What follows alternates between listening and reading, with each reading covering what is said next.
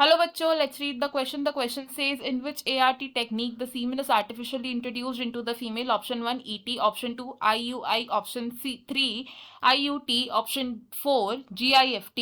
इस क्वेश्चन में हमारा की कॉन्सेप्ट होगा to know about assisted reproductive technologies, जिसे हम कॉमनली ART टेक्निक के नाम से भी जानते हैं, और ये टेक्निक्स यूज की जाती है उन कपल्स के लिए जो चाइल्ड कंसीव नहीं कर पा रहे हैं। असिस्टेड रिप्रोडक्टिव टेक्नोलॉजीज की हेल्प से हम फर्टिलाइजेशन को इन वाइट्रो कंडीशंस में या फिर इन वाइवो कंडीशंस में इंट्रोड्यूस कर सकते हैं। अगर हम बात करें एक ऐसी कंडीशन की जिसमें male is unable to inseminate the female, या फिर male has low sperm count in the semen, तो ऐसे केस में क्या होगा, चाइल्ड कंसीव नहीं हो पाएगा। एंड तो इसे कैसे करेक्ट किया जाएगा? It can be corrected bye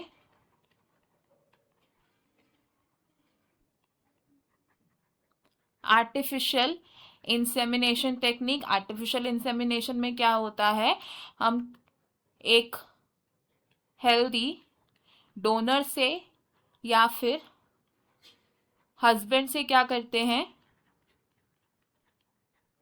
sperms को एक्वायर करते हैं, एंड देन इन स्पर्म्स को क्या किया जाता है, these are introduced in the